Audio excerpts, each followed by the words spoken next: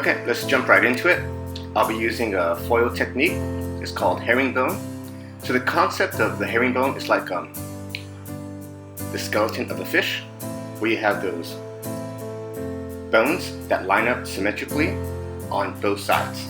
So that's the overall concept of this herringbone technique, and it works absolutely wonderful. My formulation is a level 12 neutral with 40 volume developer. Now she has pre-existing color, so that high lift will allow me to punch through a bit and it will lift her natural to the same level. Then I just have to go back and tone everything down. So that's my formula, a 12 neutral with 40 volume. Because that 12 neutral, it will pull warm. Okay, so notice how I started off my sections, they're slightly diagonal. And each section, as I move towards the crown area, I'll gradually start to pivot those foils. So at the end, I want to see you see like a triangle, like a V shape. And the herringbone technique, it's pretty awesome because it'll give you a super natural effect.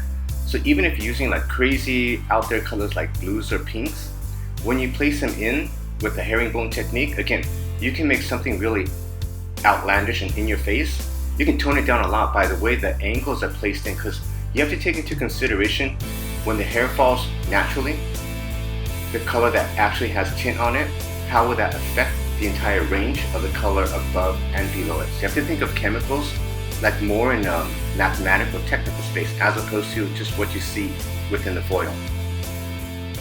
Okay, so I'm using slices. I'm slicing this entire technique. So let's get into the technique. So I'll place a foil right at the seal. I want to hit it right there on the roots. So my first placement for the chemical is at the midshaft, and then I'll gently touch up the root area. And these longer lanes, I'll just lift and drop them into place. I personally don't like chasing down long lanes throughout my entire foil. 1, it's sloppy. 2, it wastes a lot of time.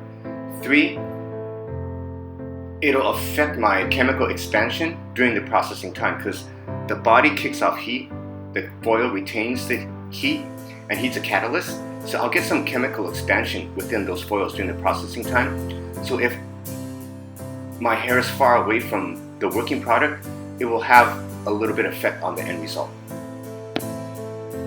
So my target when I'm doing foils, I look at a foil at a 50% mark. I want all my hair and working product at that 50% mark. And the other portion of that 50% mark is just like a door, it just seals it shut.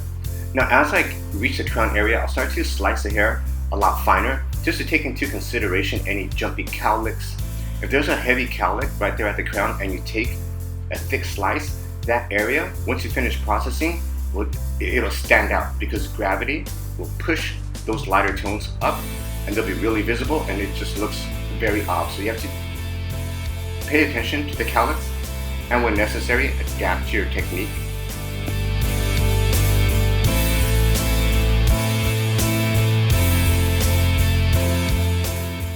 Okay, so for the opposite side, the same exact technique, my goal here is to line up the angles together.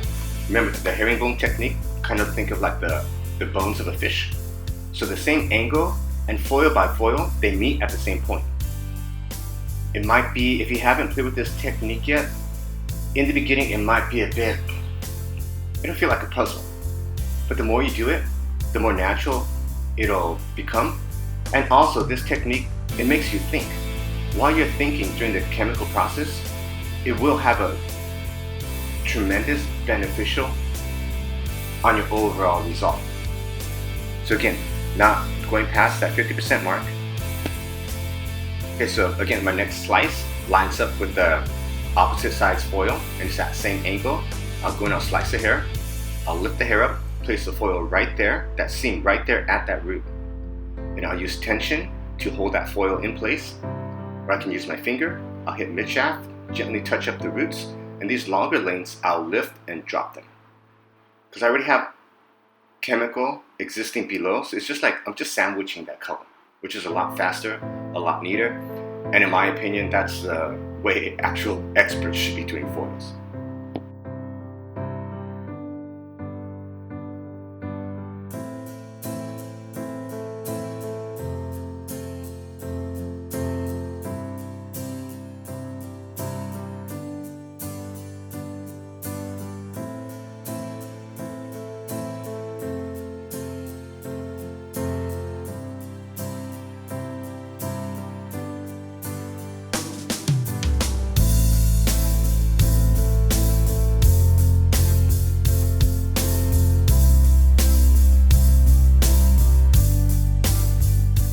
Okay, so I'm just exact same technique, and for this example, I'm doing a partial herringbone.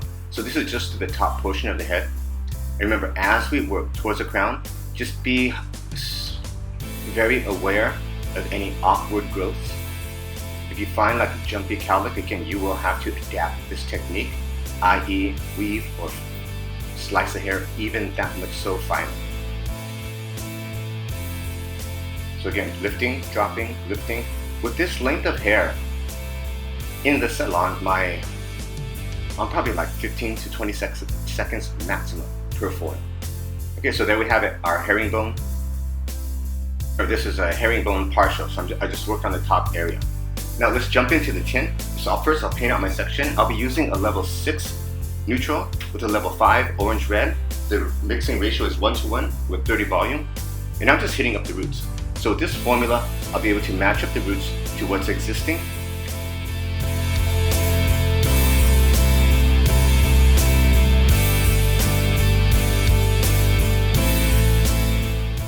And just with the tints, I just like to work really clean, don't miss any spots.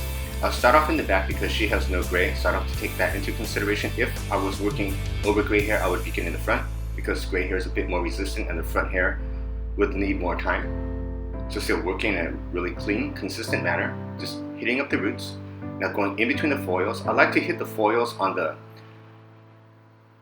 outside. I don't like to flip the foils up and then place tint at the root, because that way there'll be a tendency for that tint to seep into my foils. Now working to the sides in the same manner, just hitting up those roots.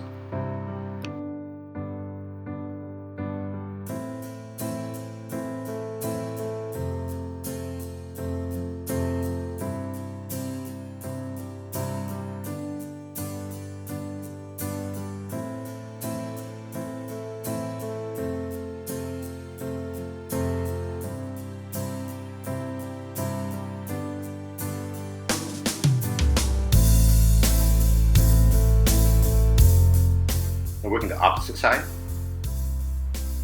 Just work really clean, and I like working with chemicals away from the face, so I'm over directing the hair back, placing the hair onto the scalp, and just applying at the roots on the scalp.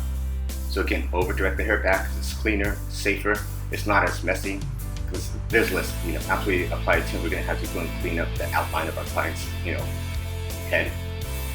Okay, so now for the finish, I'll go in with the paddle brush, and I'm just going for a super smooth, natural finish. Make sure that your nozzle follows the back portion of your paddle brush at about 10 to 15 degrees, because that's the best angle to get that cuticle sealed shut. When the hair is wet, I use more tension. As the hair dries, I start to use less and less tension, and then I place more emphasis on the angle of my nozzle. So just working the hair until it feels and looks like silk. You want the hair to feel like she just had a treatment. Okay, well there we have it, our partial herringbone technique. Enjoy!